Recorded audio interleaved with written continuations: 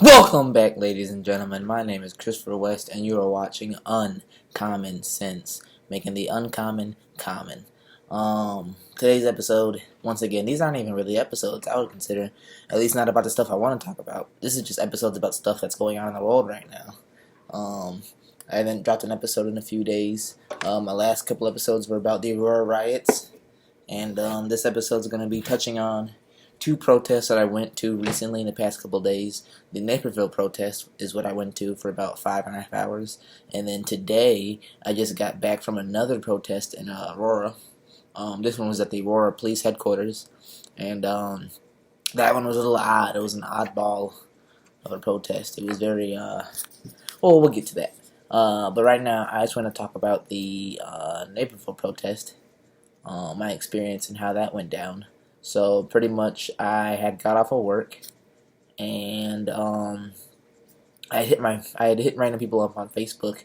I put a post out saying, I was going to a protest, and whoever wanted to come with me can come with.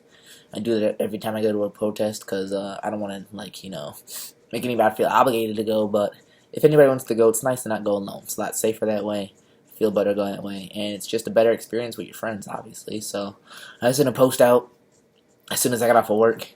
And I pretty much went to my girl's house, and we talked about it, and she decided not to go, so I left from there, and then my homie hit me up, and we both went. So I get there before he does, maybe about 45 minutes before he does, and I'm walking around. I'm in regular street clothes, just enjoying the day, and looking for protesters, and eventually I find a big old group of people, at least 250, at least 300, maybe 400 people.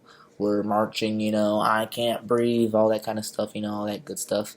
And it was great, it was awesome. At first I was standoffish, I didn't really say much to anybody.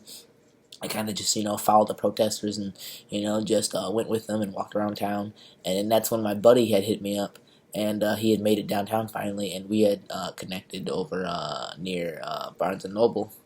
And by the way, when I say Naperville, I mean Naperville, Illinois. I don't know if there's another Naperville, probably. I know there's a whole bunch of Auroras. But I live in Illinois, so pretty much my buddy, he had made it there, and we had joined back up with the protesters, and having a good time, shouting, screaming, getting woos, getting honks, this and that, it's a real protest, and eventually we decided to take a knee on one of the busiest streets, one of the busiest intersections of downtown Naperville, and we all spoke for a moment, we all spoke, said our piece, and said our grievances, this and that. I said a couple things, every now and again. Maybe about 8 times I had the megaphone. And it was funny, too, because the guy that brought the megaphone, I thought he was leading the protest. I honestly don't know who. Every time I go to a protest, I don't even know who set it up. I don't even know, who the actual leader of the protest is. It just seems to be a random event. Obviously, somebody set it up on social media, but I never met the person who set the protest up themselves, you know what I mean? So I thought the guy with the megaphone was the leader. He was not. He was just a random dude who had really good leadership skills and literally ran the whole protest. And I became friends with him. I actually added him on Facebook. Pretty cool dude. Yeah, so I said said a few things. People said their grievances, this and that. And the morning protest, portion of the protest was amazing. It was honestly powerful. A lot of great things were said. We spoke to the SWAT team. There was SWAT team there, and I mean, they all of their all their gear said police, but they were dressed like military. They were just like SWAT team. They had the face visors and everything. You know what I mean? So we had spoke to the SWAT team. We were asking them. If you're not just order followers, at least I was asking them. I was the only one using the term order follower. I feel like that really strikes a chord with them even more, because it's one thing to just call somebody a pig. It's one thing to call somebody a piece of shit. But when you call them what they actually are, and what they actually are isn't good, I feel that sets a seed in them. You know what I mean? Because you can brush out names all day. You know what I mean? Somebody can call me an idiot. Somebody can call me a pussy. Somebody can call me stupid, all day. But I'm none of those things, so, I just brush it off. But, somebody says, you're short.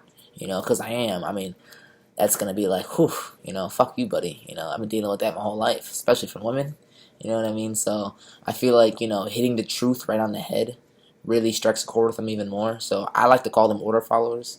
So when I had the megaphone, there was points where I would direct my attention to the police with the people around me, and I would say, listen, like, we can all sit here and agree with each other, but at the end of the day, they are our enemy. And I directed the microphone to them, and I said, look, if you guys are not just simply order followers, if you are more than that, if you are a person, if you have a conscience, if you have a soul, if you have, a motherfucking, like, a guilt system within you, if you feel bad, you get remorse for what you've done, like, because at the end of the day, we're protesting a murder.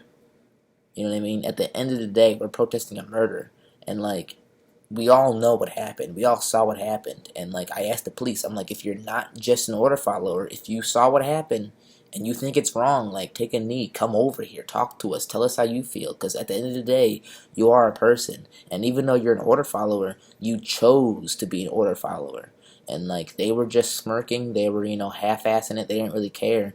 And then I said my piece. And somebody else kept on yelling at them, take a knee, take a knee. And you notice that they were laughing, smirking, and, just like, let's just do it just to please them, you know what I mean? They were just doing it just because. And, like, that's when somebody else said, we got to stop talking to them because, like I said, they've already made their choice, you know what I mean? In order to get to that level, in order to be a SWAT team member, you've been a cop for years. You've gone through specific training. You've done this and that to become where they're at. They made their choice years ago of what they stand for, and that's why I call them order followers, because they already made their choice to simply be just that. And so long story short, the Naperville morning portion of the protest was fantastic. It was very powerful. A lot of great speeches were said, a lot of great things were said, a lot of powerful things were said. I met a lot of cool people down there. And then as the day went on, that's when you start to notice, that's when the tension was always rising. Because, it's a fucking protest. This ain't no concert. This ain't no game. Tension was always rising. You can feel tension in the air. You know what I mean? You're just waiting for something to pop off. And as time went on, as the sun started to set, you notice more and more people. You know what I mean? Because I was there for about 5 hours. And like I said, there was about 250 to like maybe 300, 400 people there. And after about 2-3 hours, you start to recognize everybody. You start to recognize clothes. You start to recognize faces. You start to recognize hair. You start to recognize signs. You start to recognize everybody. You know what I mean? But as time went on, you saw more and more new faces that weren't really speaking, that weren't really doing anything. They were just with us. You know what I mean? And more and more and more of those faces started to be more and more and more concealed as time went on. You know what I mean? So as time went on, you realize that there were outside groups, outside entities, outside purposes that were not with this protest from the beginning. You know what I mean? And as time went on, maybe about around 10 o'clock, that's when shit really started to hit the fan. But before that, we had taken a knee, and the police started to band together even harder. You started to realize that they were getting certain gear out. You realized that they were getting zip ties out. Every police officer had about maybe 100 zip ties on them. In the morning, you didn't see any zip ties, but they were getting ready as curfew was starting to hit. They were getting ready to arrest and to fuck us up. You know what I mean? And one of the few videos that was actually caught of me speaking was me giving the warning that, hey, it's getting late, be careful, I'm watching these cops, and they're getting zip ties out, they're getting their tear gas ready, I'm watching them, and I'm seeing them literally prepare to beat our asses. So I want y'all to know to stay calm, I want y'all to be smart, I want y'all to stick together, because they are literally getting ready to beat our asses. So get ready, be prepared, don't be scared, stick together. And that's when we started to move. And just as we were starting to move, you start hearing boom, boom, boom, and it sounded like gunshots. That's how loud it was. I've heard gunshots close range. I've heard gunshots from far away. Honestly, gunshots from far away sound like motherfucking airsoft guns. It's weird. But it sounded like gunshots. And what it was a few people breaking into the Barnes & Noble. And then everybody, I shit you not, everybody just dispersed, because even prior to that, moments prior to that, before we sat down again, it was still about maybe 8:30 before that, what I just said. Around 8:30, we were still marching around the main area of downtown, and this Mexican dude, this like chubby Mexican dude with long hair, he was drinking all day. He had a bottle of fucking Remy. He had I saw him smoke at least 2 blunts. This dude was fucked up. He was here to motherfucking party. He was here to cause havoc. And he was drunk around 8, 9 o'clock, and we all saw him chuck a water bottle at the SWAT team. And everybody was like, whoa, what the fuck's your problem? Like, why are you throwing your SWAT? He's like, man, fuck them, man. Fuck them. They're the police. And I was like, well, what's that gonna do? He's like, fuck them. That's the police. I'm like, well, what's that gonna do? Like, what's throwing a water bottle gonna do with a nigga that's got a motherfucking rubber bullet this big that's gonna bust your lip open? Like, he's got gear on, he's got face shield. Like, all you're doing is giving him a reason to fuck your ass up. I'm like, I am all for fighting the police. But nigga, this is how you lose a fight with the police. This ain't how you win a fight with the police. This is how you lose a fight with the police. And he was like, no, fuck you, man. Fuck you, blah, blah. Get away from me, man. And I'm like, you about to ruin you about to ruin everybody's day. Get somebody arrested. Get them stuck in jail because your drunk ass want to throw a water bottle. And more people were throwing water bottles as time went on. So then eventually, finally, we all sat down. And then that's when the boom, boom, boom started happening. And somebody broke in Barnes & Noble. And just as the boom, boom, boom was happening, everybody dispersed. Because we didn't know what the fuck that noise was. Everybody's already on edge. We didn't know what the noise was. So everybody dispersed, everybody ran. And then we kind of came back together. And then that's when shit started to hit the fan. Somebody, there's some footage on Facebook if you look for it. But somebody had thrown a whole bunch of motherfucking fireworks tied together. They threw it at the police, and it made one quick boom, and then it was like boom, a huge explosion. Everybody got the fuck up out of there. It was crazy. It was honestly wild to see. And that's when the police, start power walking and everything. And then me and my buddy, we started running down closer to our cars, and that's when we saw the SWAT team blocking off the road we were running towards. And we had to quick dip and dodge, because you don't realize during a protest how easy it is to just accidentally run straight into the police. Like, they almost just fade into your vision because they're in all black, and it's just crazy. Like, you can almost literally run straight into them, and they're gonna grab your ass. You know what I mean? Like, it's scary. But as everything became chaotic, I looked over. Now, I was on the same street where Sullivan's is, right? We ran down as if we're going towards Noodle Company, but we turned in that weird little that side street, and on that side street, I looked to my right, I looked to my left, I'm sorry, and I heard boom, boom, boom, and I saw somebody punch in and kick in a jewelry store, and I shit you not, as soon as that jewelry store window was broken, like flies to a pile of shit, 25 to 30 people piled into that door. I didn't even know that many people can fit in a doorway at that, in one time. Like, that many people. It was that quick. It was just boom, boom, boom. They just flooded the jewelry store. And me and my buddy, we were like, damn, what the fuck? And, we were kind of, staying a good distance because we didn't want to be, wrapped in it. But we wanted to, see the bullshit because, it's exciting.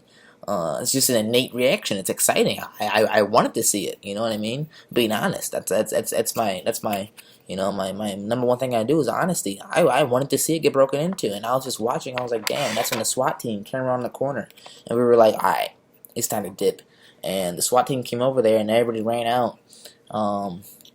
And shit just started getting crazy. I saw somebody walking with fucking crowbars, and as shit was hitting the fan, more and more people were parking.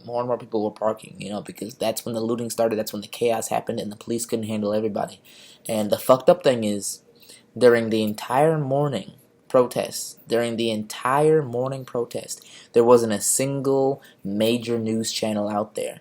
But I shit you not, as soon as the first window was broken, right? As soon as the first window was broken, I shit you not even a full minute later, I saw 4 news vans, professional NBC, ABC, professional news vans, just flying in on the spot. I don't even know where they came from, but they were looking only for the looters. And this is a generational gap that they're trying to create, because your parents, those who are, as my fans who are my age, I'm 23 years old.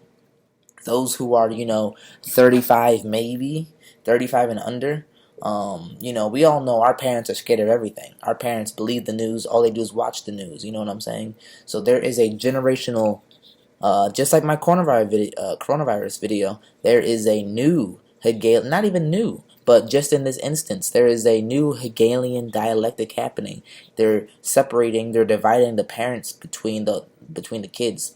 Because if you go to any protest yourself, you realize most of the people at the protest are young folks. These old folks ain't out here. They lie to themselves and they lie to their kids saying, I'm tired, I got work, I got kids. Bitch, we all grown. The parents ain't out here. We drove ourselves. We're not kids. We drove ourselves here. We all work also. You know what I mean? We didn't get dropped off here. We all are grown. We're all working. We're all paying bills. Y'all are scared and you're old and you're set in your ways and you believe what the news is telling you. You're also afraid of coronavirus because you're old. Which is understandable. But to a degree, this Black Lives Matter movement is more important than coronavirus because the death tolls are not true. Yes, people have died, and this ain't gonna be a video about coronavirus, but yes, people have died, but not nearly as many as they're lying and saying. Because I'm telling you, the media is a fear tactic. The media news is a fear tactic. That's all it is. But yeah, no, it was crazy. The news didn't come at all until the riots started. And they were there before the downtown protest. The news was there at the Naperville Police Station. But that, from what I heard, I wasn't at that one because I was at work, but from what I heard from the protesters that were there, that was a dog and pony show. Just to make the police look good and just to get their voice heard a little bit. But other than that, police didn't care because we tried to talk to them. Off the cameras, off the air, man to man, the protesters tried to talk to the police and they weren't having it. They weren't having it. They didn't care. And the fucked up thing is they're human. They're human. Which means they chose not to talk to us. Whether or not they have orders, they chose not to talk to us. They're order followers. So, when it came to real life, when it came to man, take the cameras down, give us true opinion, they didn't have none. Because they're soulless. But yeah, that was the Naperville protest. Met a lot of cool people. The protest was powerful. It was beautiful, to be honest with you. And after that, today I went to the Aurora Protest on the police headquarters, and that was a very strange, half-ass. It was pretty good, but it was almost a shit show because honestly, there was one of the aldermans from Aurora there. The police chief was there, which I spoke to. A lot of cops were there. And the police were speaking with us, actually. But once again, it was a dog and pony show because they didn't answer any serious, hard-hitting questions. They gave us the cheap cop-out answers.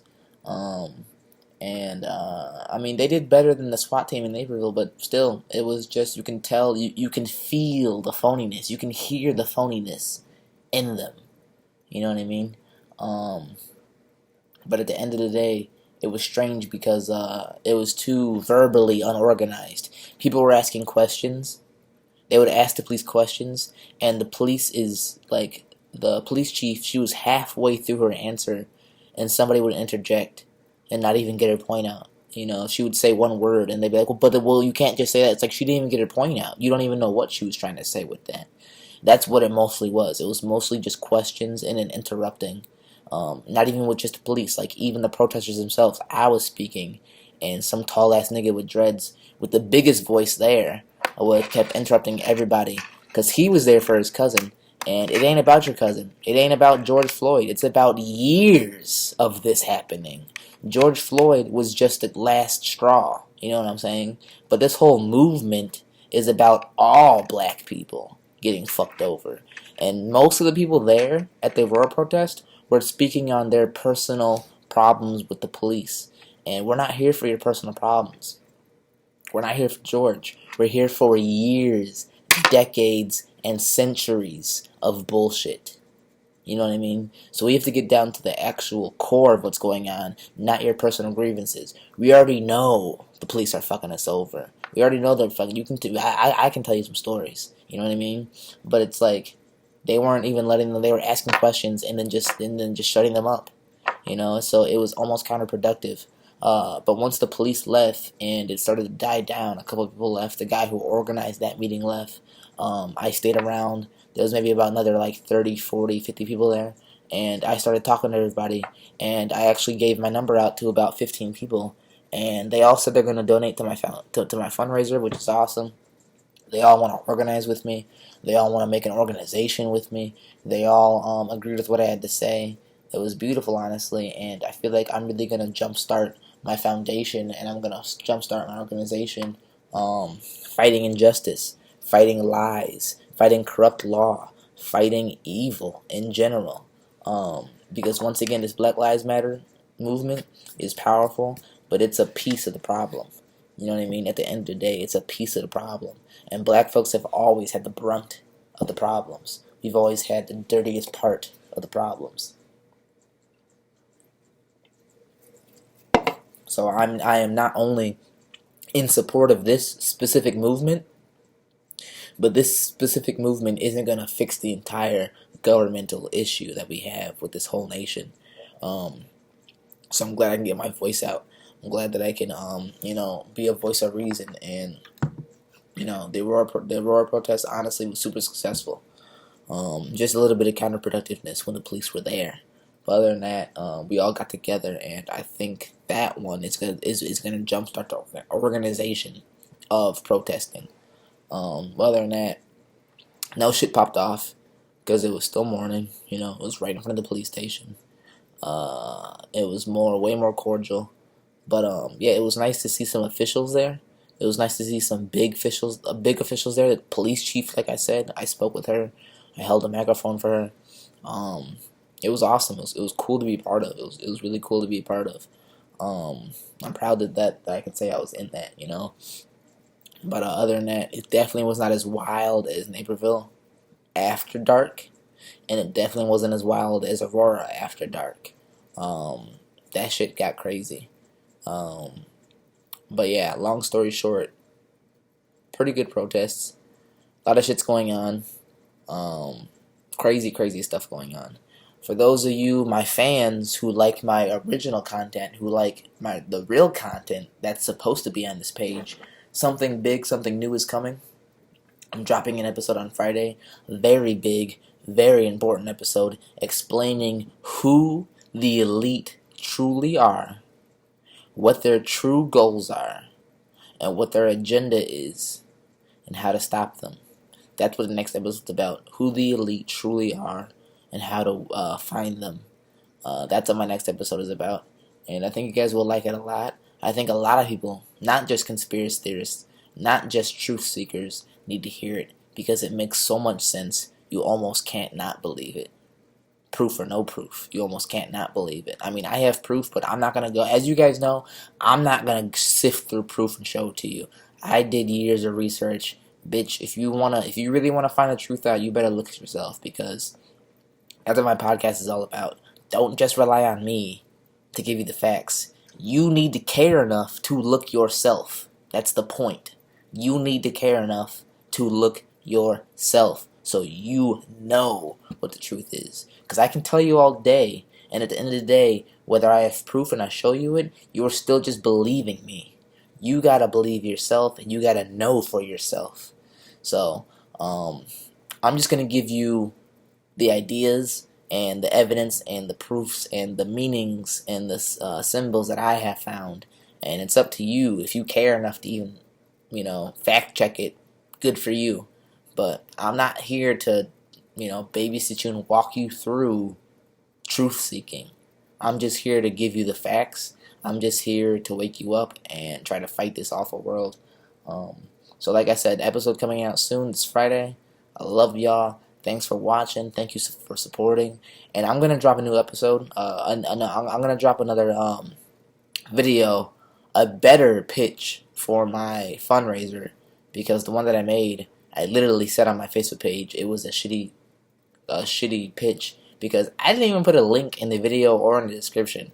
Which I'm probably going to edit the description. But I also want to drop a new video explaining it better. But yeah, thank you so much for supporting me. Please continue to support. Please share. I need help. I need followers. I need clout. I need a lot. I need help. I need help, y'all. But thanks for watching. Have a good night. Stay safe. Get a gun license. Get a gun. Because shit's about to get crazy.